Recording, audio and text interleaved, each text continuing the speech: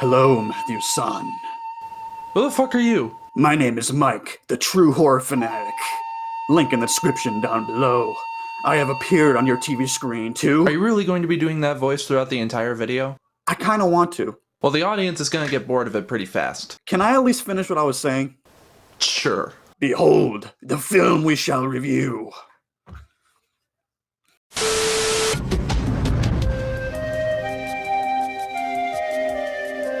Ah, son of a bitch!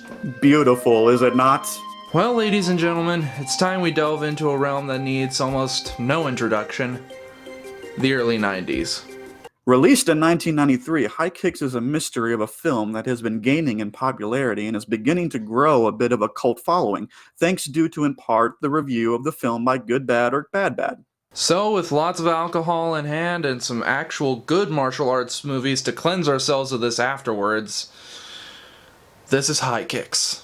So our VHS tape begins with a credit sequence showing off what looks like Los Angeles in early 90s fashion, along with buff dudes doing martial arts.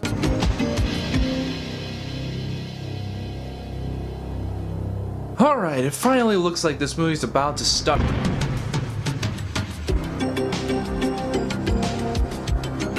Wait, what? The credits just faked us out! That has to be the first time that has ever happened to me in a movie. Imagine if Star Wars did that with the opening crawl.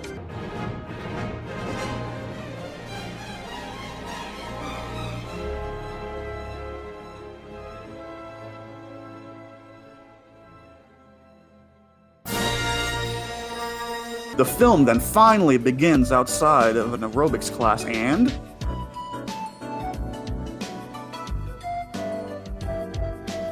Well, I can certainly say I'm not complaining right now. Let it be known that this movie was apparently directed by a woman.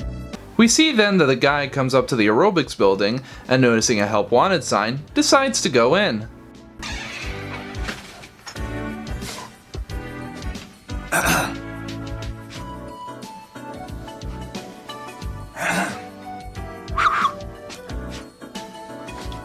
Oh! Looking for work? Yeah, is the job still available? So this is Sam, played by Dennis Swarthout, who looks like if Dave Coulier worked out and decided to cut off the ass of a white-tailed deer and wear it as a hat. Oh, right here you go. My name is Steve. Hey, wait a minute. That guy looks familiar. What do you mean? That's Fat Ass from Shawshank Redemption. Fat ass. Talk to me, boy. Wow, it seems this guy's really moved up in the world. Maybe not. Also notice how he is the fat guy. He just eats whenever he's on screen. I'll say this though. He has some good taste. 3, 2, 1. And now we cut to our most darling characters. The gang. The most racially inclusive gang I've ever seen. I mean, look at these guys. You got two white guys, an Asian, a black guy, and a Mexican. You know, if these evil fucks can learn to get along, why can't the rest of the world? If a lot of people love each other, the world would be a better place to live. So after the class ends, and after Sandy talks with Sam, the gang makes their way to the High Kicks gym. Then they introduce themselves. Alright, I'm TC. This is my tribe. Rico, Bowman, Truth, and Mackie. These guys just seem so wholesome.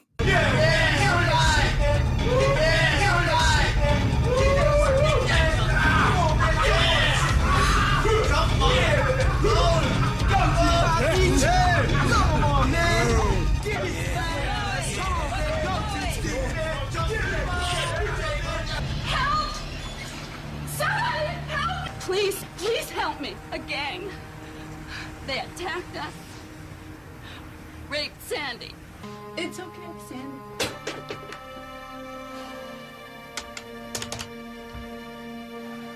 Yes, I'd like to report a rape. Mike? Yeah? The fuck was that? Something that will shittily drive the plot forward. I thought so. I mean... wow! You know, for the next couple minutes, I will give credit where credit is due.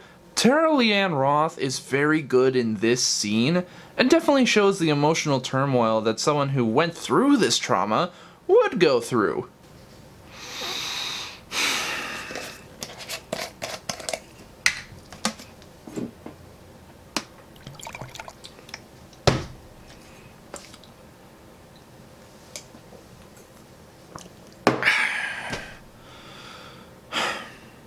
Too bad it only lasts for about 2 minutes. In fact, most of the emotional turmoil is practically glossed over. You need a little basic self-defense training to defend yourself. I don't think I'm up to it. What if they come back? I never thought of that. You didn't think. You didn't think! Oh, fuck it, just continue so we can get this over with. So Sam then takes her to the park the next day, where we then see two buff dudes fighting each other. Well, what else are they supposed to do? Just sit around like normal people? One of them is defeated and Sam is challenged to fight, which he then does.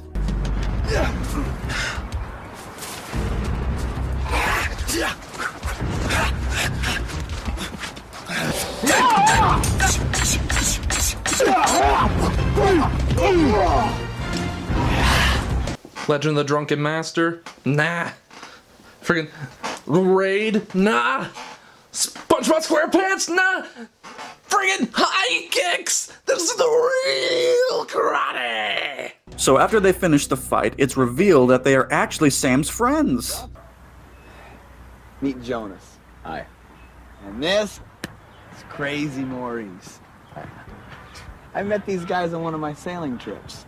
Jonas is from Germany, and Maurice, well, he's from outer space. Play it. Space! So when do we start? Yeah!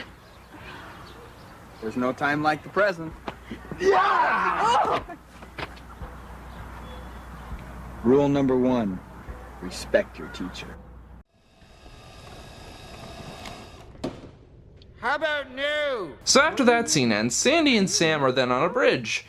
In neon tracksuits. Because 90s fashion is what it is. Anyway, it seems we're diving into a bit of Sam's backstory. What about all that, kung fu stuff? How did you learn that?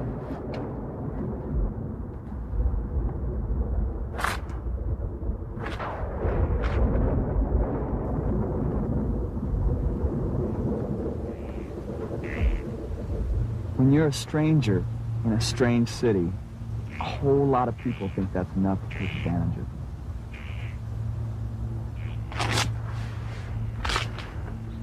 I learned the hard way. One time I sailed into a port where the natives weren't very friendly, and it happened to me. You were raped? Hold on, back the fuck up.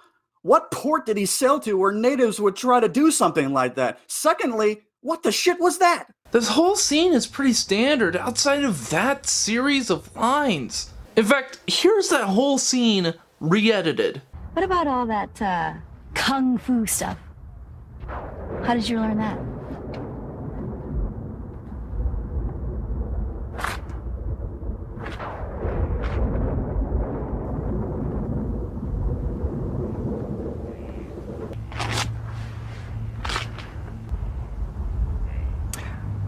A friend of mine introduced me to a real karate master. I became totally committed to the martial arts. Sam is fucked by natives. That shouldn't be funny, but it is. You sail. No, I don't know how. No. Would you like to try? No, I told you I don't know how to sail. Come on. No, I don't know how to swim either. I have life vest. I get seasick. I have Dramamine. I am deathly afraid of sharks. I have shark repellent. Take a fucking hint. She doesn't want to go on your boat, you weird mullet-wearing asshole. Also, Batman called. He wants his shark repellent back.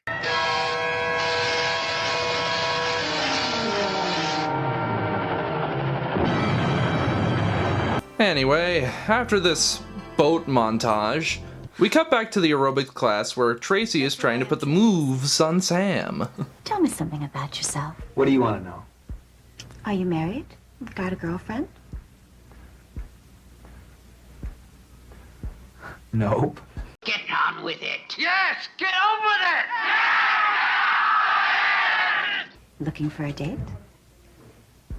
Would you excuse me for a moment? Get on with it. Here's your mail.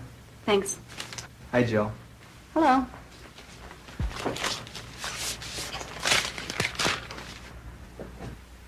You're a tagged bitch. This is awful. You better call the police. What help would they be? Am I the only one who's confused as to how they came to the conclusion that the police won't help? Nope. So Sandy then enlists the help of Sam and his friends to go take out the gang members, starting with a cholo-looking bastard here. Sorry, Choof. Looks like it's time to get fucked up. More like it's time to hit the sauce. Dude, you have a serious drinking problem. I can stop whenever I want.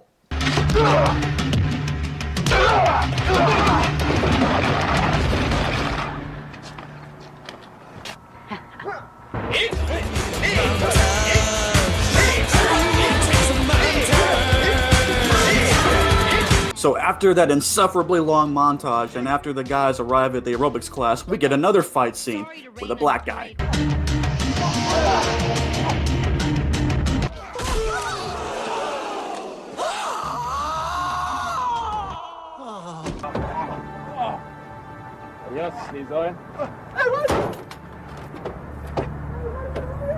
That's okay. We'll call your mama and let her know you're gonna be late for dinner.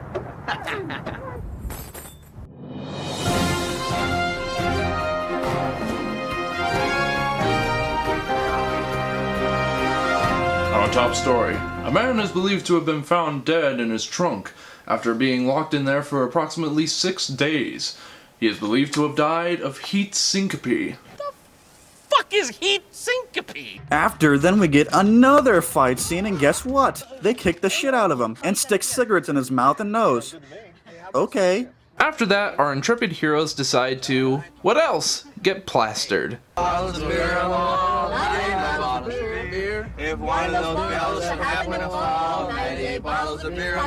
After some more insufferable montages, Sam is then asked on a date by Tracy. What then follows is a date scene so awkward that it is one nip slip away from becoming a vintage 90s porno. Which is also intercut with Sandy getting ready to go on another run of chasing down the gang. Hi, you reached the number of Sandy Thomas. I'm out chasing the bad guy, so leave me a message and I'll call you back. See you, Trace. Hey! What about dinner? Asshole! Am I the only one feeling somewhat bad for Tracy? I mean, all she wants to do is get in his pants, and she gets blocked at every turn. After then, we get a fight with the Asian guy, and guess what? They win. He runs off. Wow. After the fight, we then get, oh, for fuck's sake! How many of these montages are there? And this one is using clips we have from the previous scenes! End! Turn it off! After a full 8 minutes of montages, we finally see that Sam has received a letter saying that his brother is getting married. San Francisco. How long does it take to get there? From Los Angeles? About a week. If I sailed night and day. Then why not take the bus? It would only be 6 hours! After then, Sandy is asked to stay the night. Hey,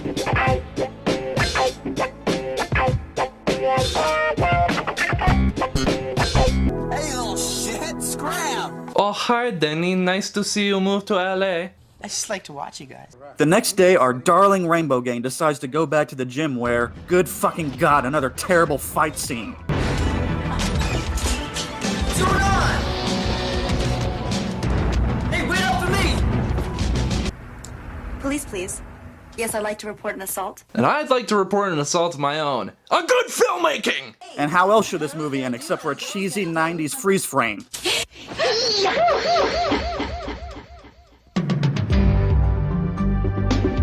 And that was High Kicks. Thank fucking Christ it's over. This movie is an insult.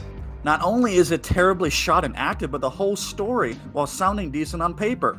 What with having a woman grow to defend herself after a traumatic event?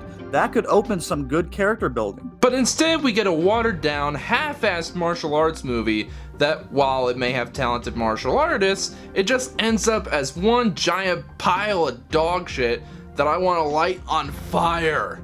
Well, Matt, thank you for letting me be a part of this review. Oh, yeah, no problem. Now if you'll excuse me, I need to wash away the demons.